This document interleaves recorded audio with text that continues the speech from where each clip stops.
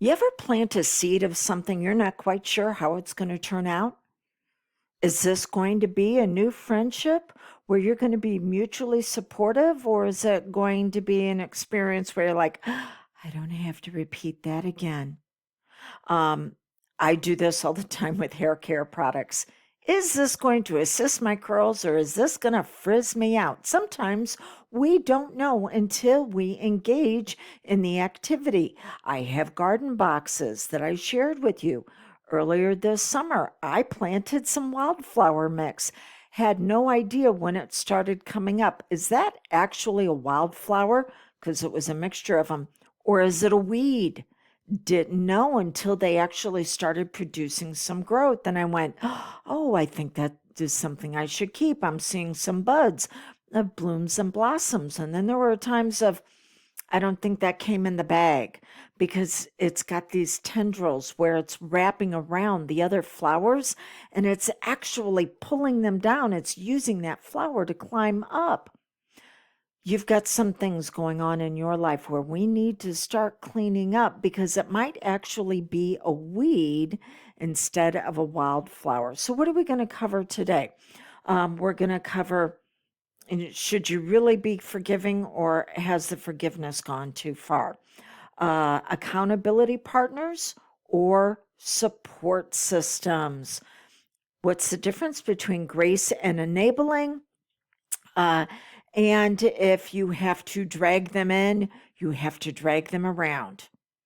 What's your bottom? Okay, so let's start with forgiveness. And this comes from Mr. W, who is working with me right now and said he participated in a meditation that was beautiful until it wasn't. Well, let's talk about the difference between meditation and hypnosis because people are getting these confused. Meditation is meant to quiet the mind. That is all that it is meant to do. If it is engaging in something other than quieting the mind, such as it wants to take better actions or optimize your emotions or give more focus to those thoughts in a way where you upgrade your identity, that is hypnosis. And sometimes you can be working with a practitioner, whether it is a meditation teacher or it might be a hypnotist that isn't quite versed in what it is that they're supposed to be doing. You can run into an experience where you walk away going, that did not work the way it was supposed to. That might be a weed that needs to be plucked out. So, forgiveness. Let me give you an example of meditation versus hypnosis around forgiveness. A meditation might be once that you've moved into that state of tranquility and calm. It can be take a moment and think about your definition of forgiveness. And is it one that troubles the waters?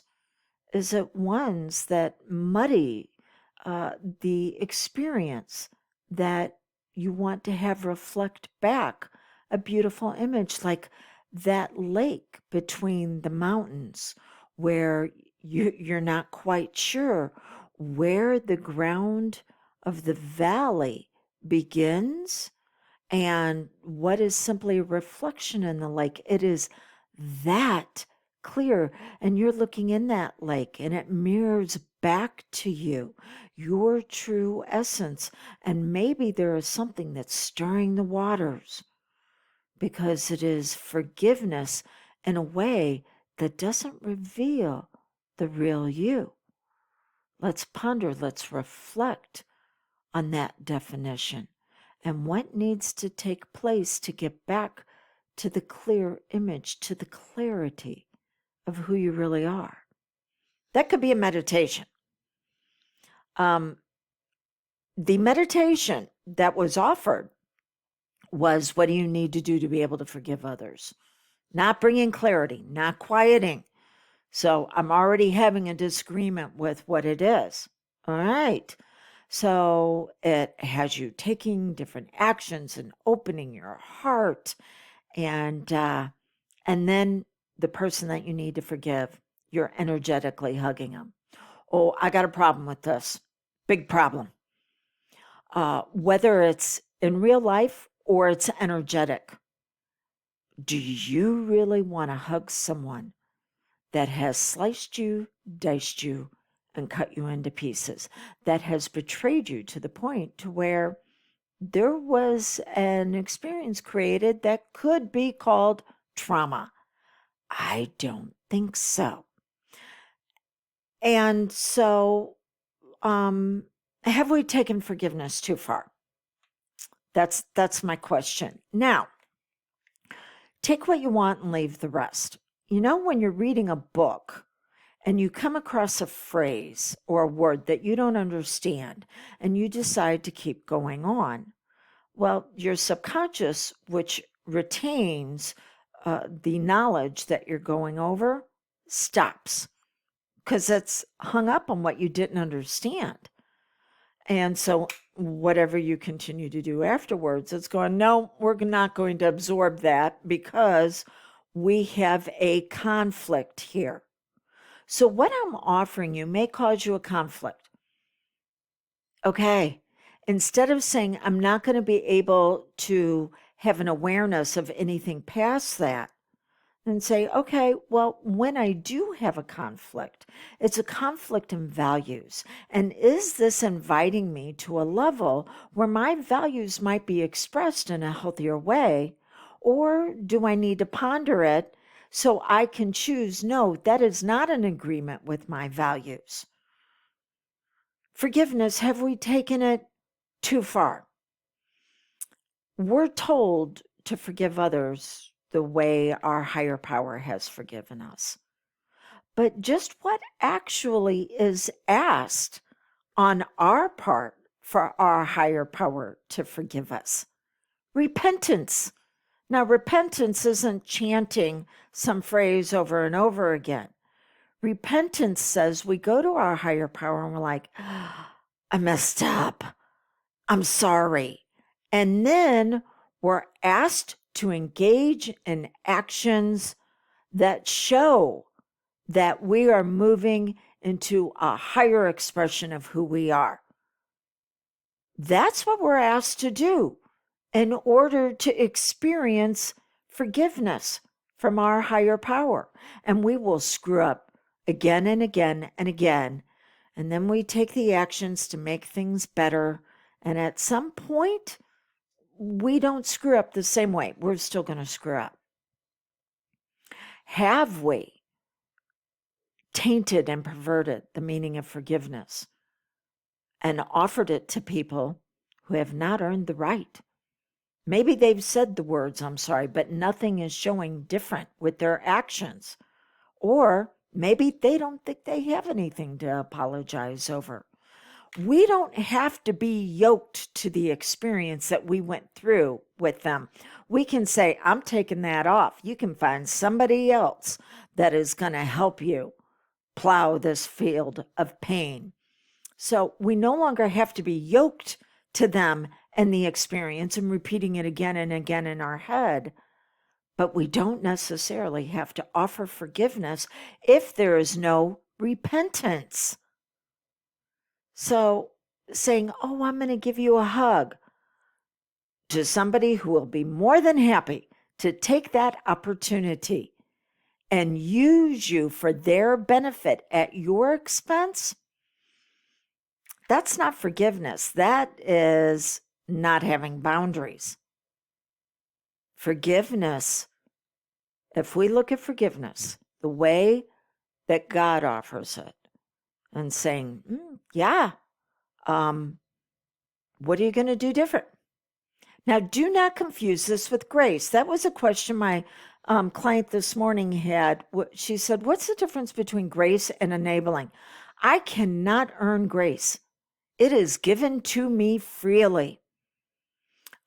So grace says that the greatest gift we have from our higher power is free will. And so we have free will to screw up our lives or to make them better. Grace is there to support us and say, we have gifts. There's no way we can be good enough to earn these gifts. And grace is given to all of us. So, what about when we give someone else grace? Well, the greatest gift we can give them is free will and say, I'm going to be here to support you when you're congruent, when you're in alignment and harmony with the gift that I'm giving you. But that also means that I'm going to give you free will to screw up. And nowhere does it say God alleviates us from the consequences of us screwing up. Now, if you're a Christian, you could say, well, Jesus died. Yes, Jesus died to give us an afterlife in heaven. But it didn't say that Jesus died, so we don't have to experience the consequences of what we do on this physical plane that we're in right now. Now, there are things to where we can get congruent with the gifts that are given through grace to say, I couldn't earn it, and now I have to be harmonious with it in order to use the gift. It's kind of like giving the keys of a Ferrari to someone and going, do you have the identity to drive this car? Because if you do, you're going to be able to enjoy it at its fullest expression. But if you don't know how to drive it, then you're not going to be able to use it. So you have to upgrade who you are. That's the gifts that we're given through grace in our day-to-day experience. We don't earn them. We develop into them. But when you're giving those gifts of grace to someone in your environment, you're asking them to step up. But you're not alleviating them from the consequences of their free will. And if they make bad choices, well, you can be there to support them, but not to take away what they have to go through in order to make it right. Which brings us to accountability or support. Had two of my clients go, oh, we just started a group where we're going to be accountability partners for each other. I'm like, no, you're not. Because accountability says that the person you're being accountable to has a level of success above you, not over you. This is not a power over position. This is a position above you. And they know how to achieve it. So they're inviting you to take those steps and then saying, what do we need to do to refine those steps whenever you move through failure? That's an accountability partner.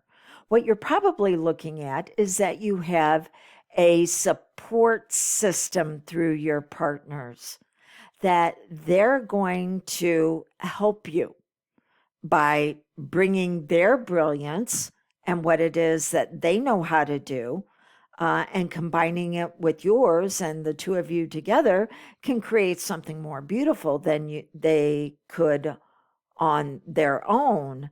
But everybody's at the same level for support. So you cannot be held accountable by someone who does not have a power position above you, which then leads to, is there transfer of authority? Is there transfer of power? And this was Miss J. Oh my gosh. Miss J's been through a surgery. Talked to her yesterday, and it has not gone well. And she looked for support from her family and her friends to assist her with the surgery that hasn't gone well. And it is a heck of a healing journey. And there are some people that are getting impatient with her healing. And so they've decided to take a power over her position, a place of power, not for transfer. They're not offering what they have to her. They are saying you're doing something wrong and you need to figure it out to get it right, or we're going to withhold our support. Okay. And so she reached out to me and said, "Oh my gosh, what is causing the people in my family to tell me I'm doing something wrong? What are they thinking? How can I," she didn't use the word convince, but that's what it came down to. "How can I convince them that I really have this going on?" You can't. Um, and so that's what they're demanding of her. Convince me I'm wrong. Well, that gets into confirmation bias. You don't belong in someone else's head or their heart, because then we got two people with a problem. What they're doing is they're acting out of fear. And that fear says, you've always been the one that we can rely on. You are the ones we've always been able to count on. And we don't like it that you're in a position where we're actually being asked to step up into a leadership role. So get back to where you belong. And we're going to punish you by withholding our support until you do that. There's nothing she can say to convince them. In the same way, you have some people in your life that are committed to misunderstanding you in a way so they can punish you, so they don't have to step into the role of leadership that you're asking them to share with you in a time where you need support. If you got to drag them into your world to get them to understand, you're going to have to drag them around. No. So this is when you have to start looking at boundaries. Boundaries keep you safe. And then rules that restrict their access to you. When someone has a conversation of, well, you're not meeting my expectations, when you had reached out to them for support engagement, that's when you can say, all right. Now, I'm going to caution you, don't say I'm sorry. That's what most people do. I'm sorry. No. It is all right for you to say, allow me to disappoint you. Because right now, where your expectations are and what I can actually do are two different places. And I'm asking for support. If you can give me that support, then let's continue this conversation on how that might look. If you cannot, then you can let me know that, and I can continue this conversation with someone who can assist me where I'm at. That's an upgrade conversation. They're not going to like it. No one likes it when you draw boundaries. Nobody right off the bat.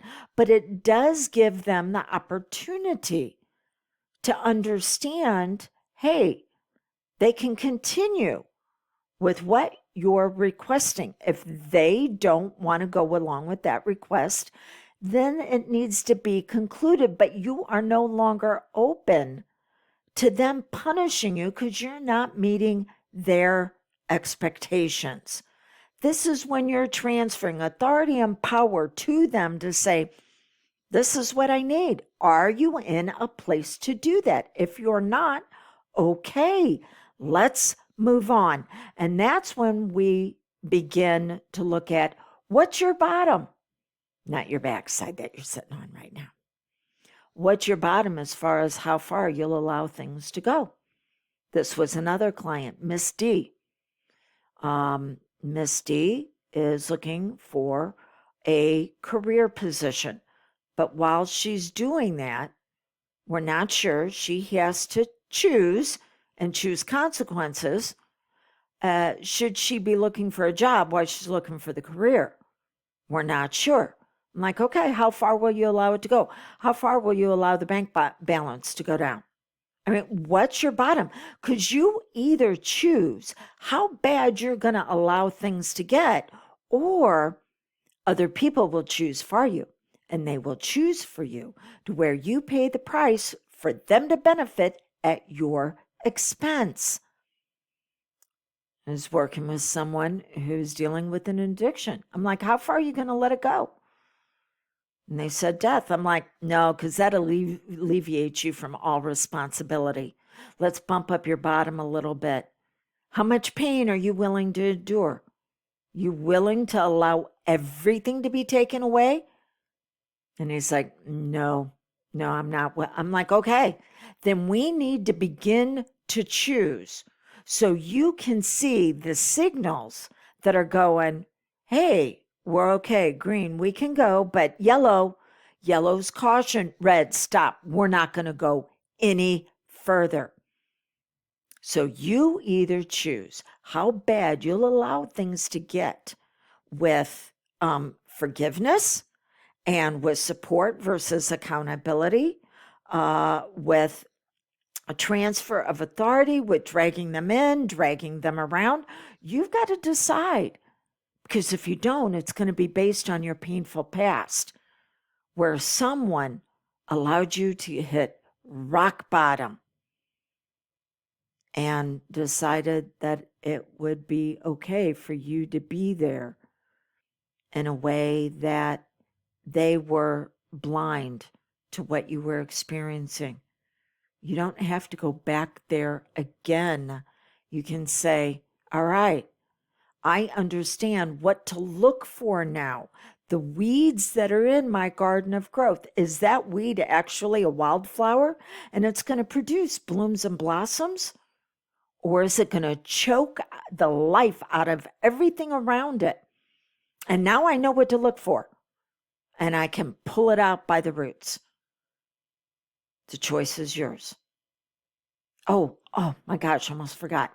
That if you want to take advantage of a gifted hypnosis audio that you can download and listen to that is going to assist you with all of this, the link is in the description to this podcast. All right. So until we get together again, I hope what you're producing in your garden of growth is congruent and it's harmonious with the beautiful you and the next level of your expression.